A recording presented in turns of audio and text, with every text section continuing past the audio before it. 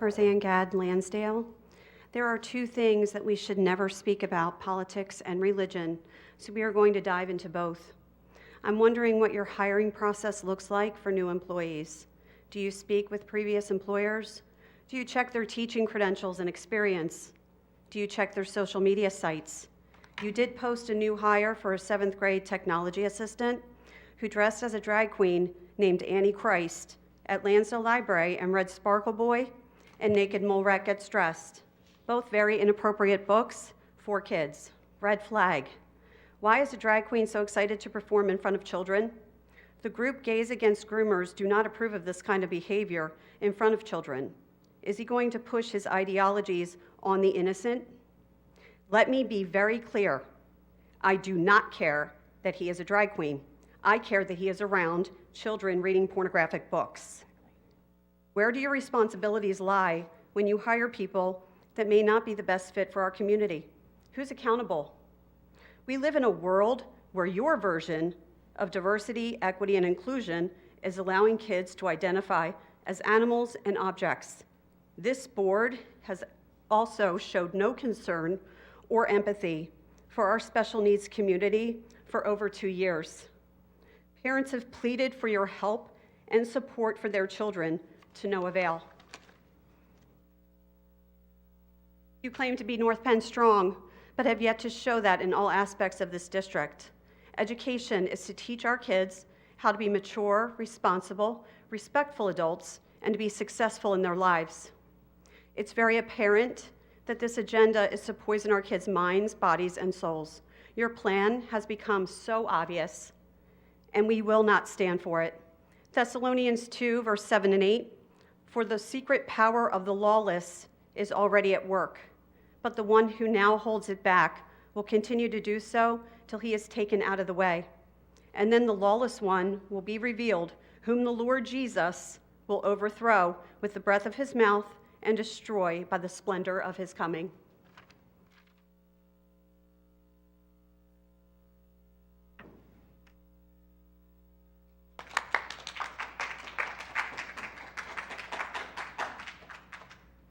Is there anyone else that would like to make public comment?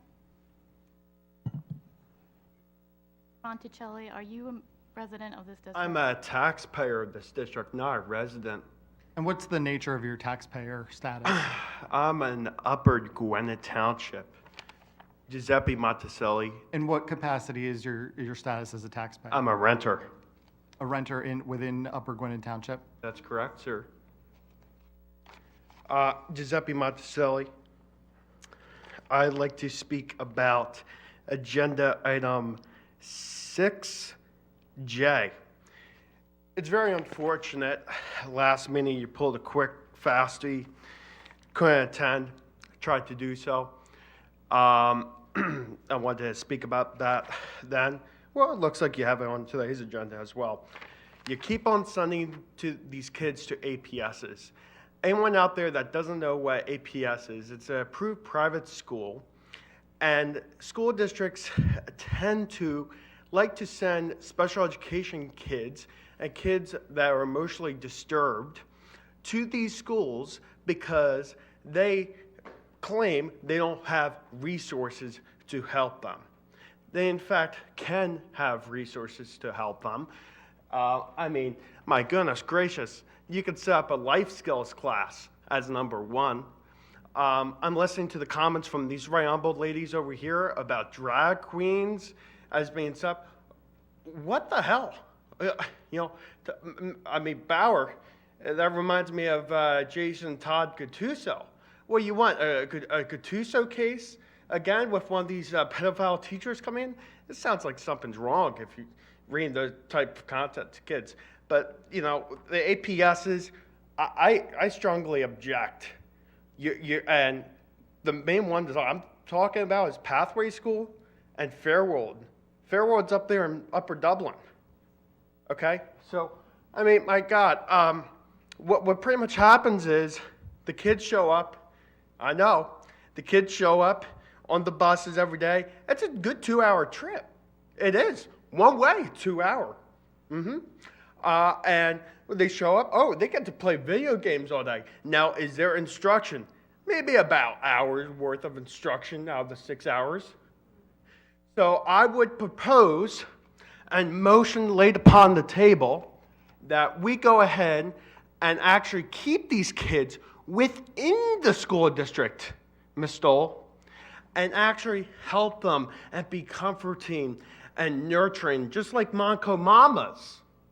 By the way, if you haven't heard about Monaco Mamas, you need to hear about Monaco Mamas. That is a great program. But yeah, I say that we need to keep the special education kids inside the school district in their most least restrictive environment. You know, that's just what I'm saying.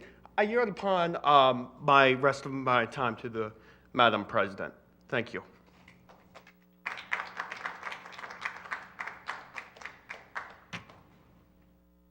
Anyone else that would like to make public comment at this time?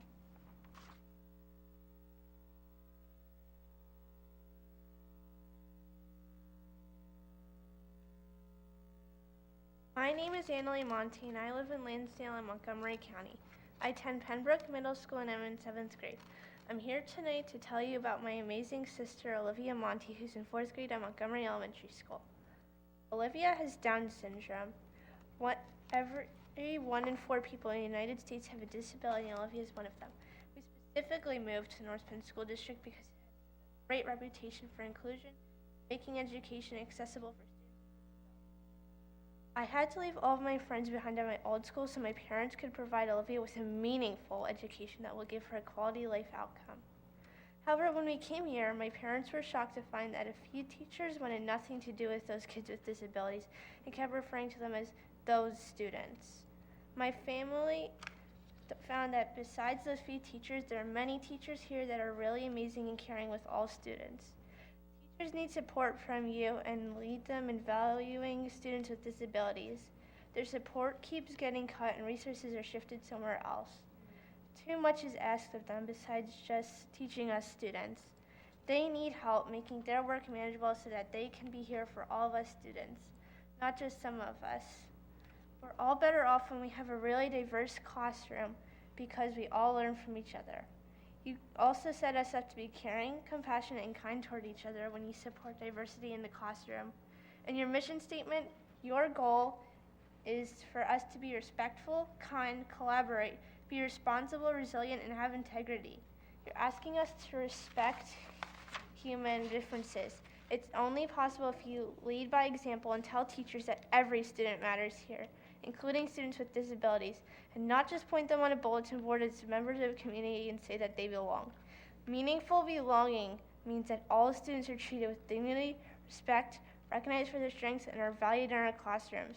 That students are safe at all times and are recognized as a true member of our student community. It is important that you really listen to us students and hear what our concerns are and not dismiss those concerns. Thank you.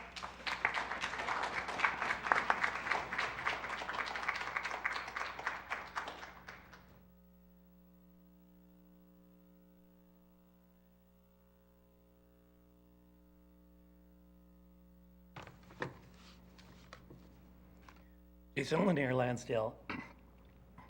Wanted to start off by reading something to the board members here. I'm not sure they're in tune with the school code, 1940 Act 14, 1949. Section 1505E, prohibited instruction. Nothing in this article shall constitute or authorize a board of school directors of a school district to establish and implement a program in such a manner that it instructs, proselytizes, indoctrinates students in a specific religion or political belief. Then I read today, actually one of your students spoke about the signing the policy, or excuse me, signing the oath or pledge to be last one I was trying to thought. To signing the pledge to be anti-racist. How is it that you can not say this is not a political indoctrination? When this policy and the anti-discrimination is something, the titular head of the anti-racist policy is Abrametz Candy, who says in his own language, it's okay to discriminate so long as discrimination is to challenge inequities of the past. Is that something that this board believes in?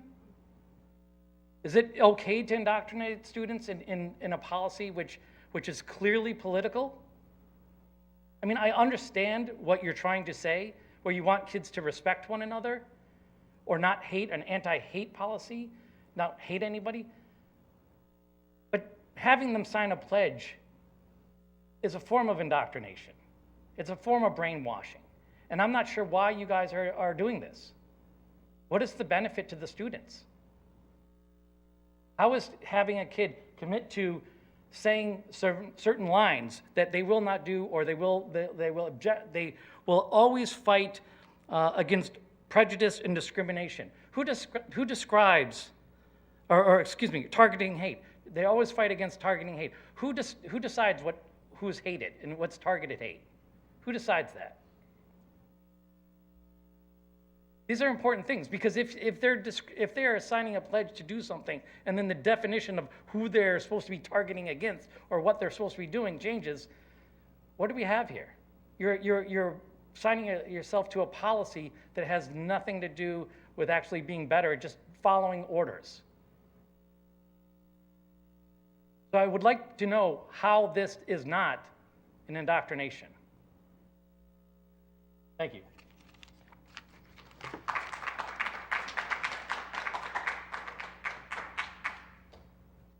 Is there anyone else that would like to make public comment at this time?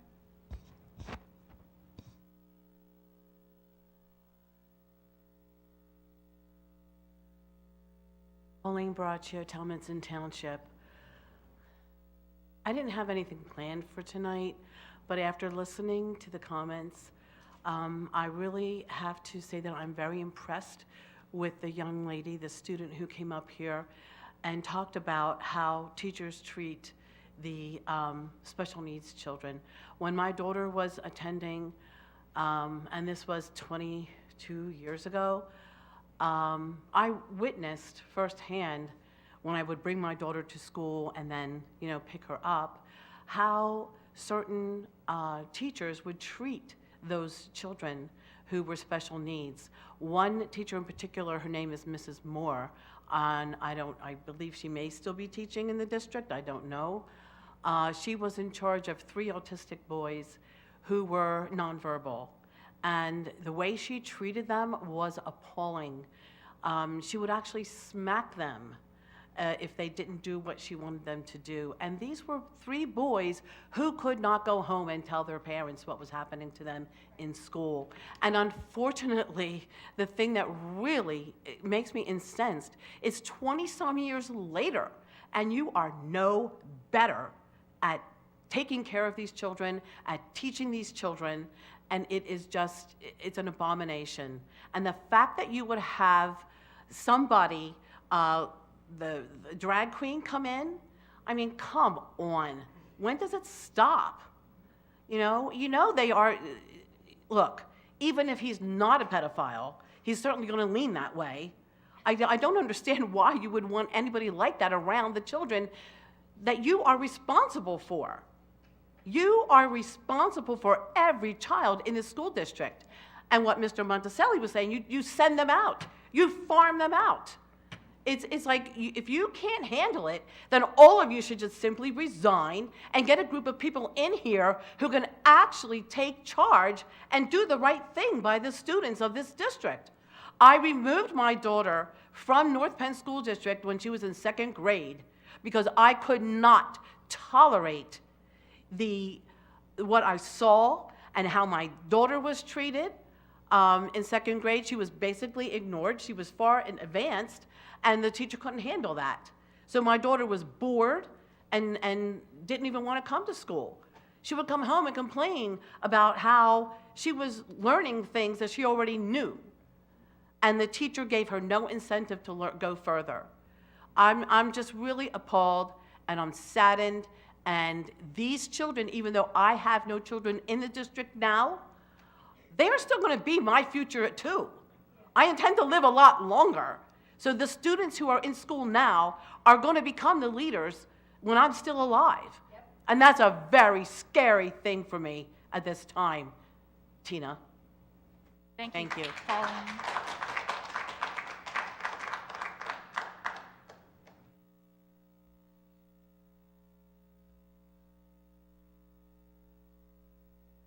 Vincent Altieri, Lansdale, Pennsylvania. I had no desire to speak to this board because you don't listen. But I want to, that young lady that spoke, God bless you. God bless you. And I'm going to talk to my sister who listens. First off, you, Mr. Casa, all I hear is you about this diversity, inclusiveness. I grew up in the melting pot of Jersey City. Don't you ever talk to me about being inclusive and being diverse. My sister, who watches every single meeting, we grew up in Jersey City. I have a special needs niece. To her and to my sister, thank God we didn't grow up in Montgomery County.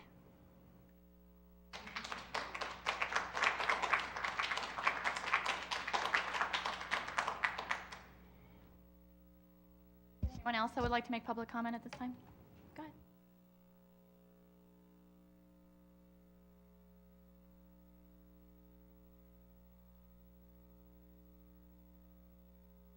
My name is Betsy Winter Hall. I'm a resident of Lansdale, Pennsylvania.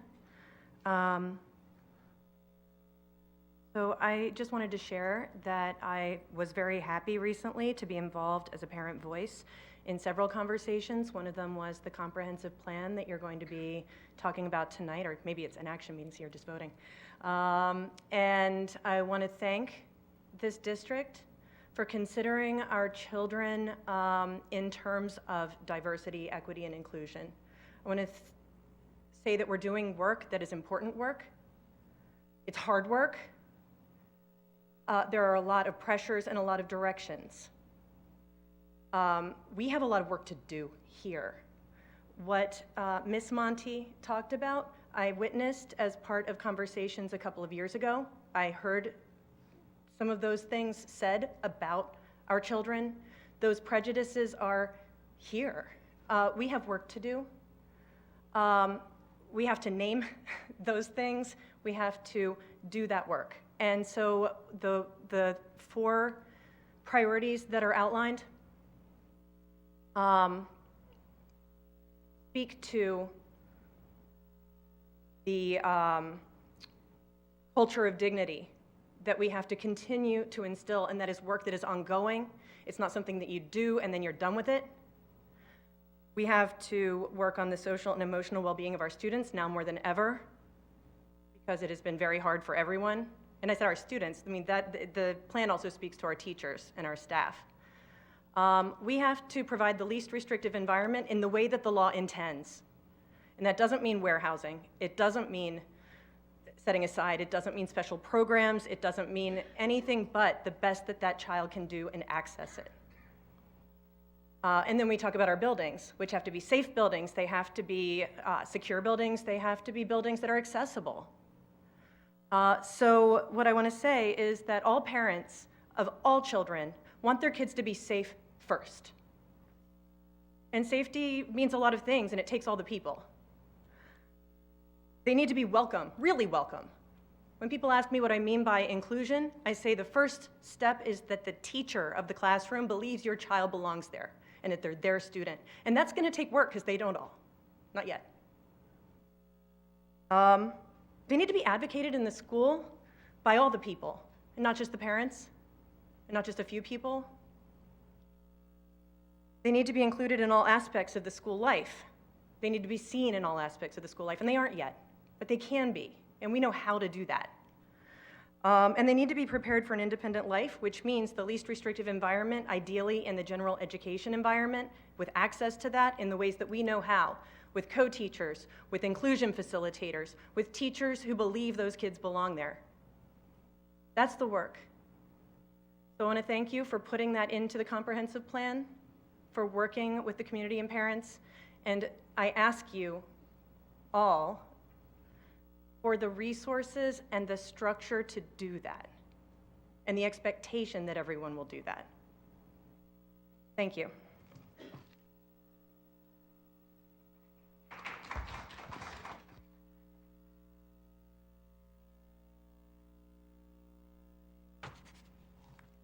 Hi, my name is Diana Blystone. I'm from Lansdale. I just want to say something. We need cameras in these classrooms with kids who can't speak because it's teachers against our children. And I think that children deserve that protection just like all the kids on the bus. And my biggest advocacy right now is we need video cameras. If we can't have our children coming home and telling us what happened, and I don't think it's, all teachers, I think teachers are wonderful, but I think that there's a bad few, just like there's bad fews of everything. But our kids definitely deserve to have a camera so we can defend them if there is something happening. Please consider that. I know it's a union issue and there's a fight there, but our children deserve protection.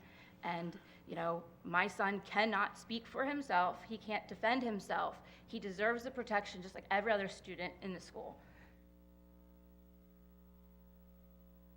Hi, I am Alyssa Blystone, and I have heard that first I would just want to say that I want the best for my brother and everybody that is in Penfield that has special needs. And also, I have been hearing things like I have a friend, and she has special needs, and she was crying one time, and the teacher would literally go, because she was crying, and she would act like she did not even care about my friend, and it's been happening for a pretty long time, and there's been a lot of people that act like she's an outcast, and I do not feel that, and I just want you all to I just really hope that it can be a lot better for my friend and all the special needs kids.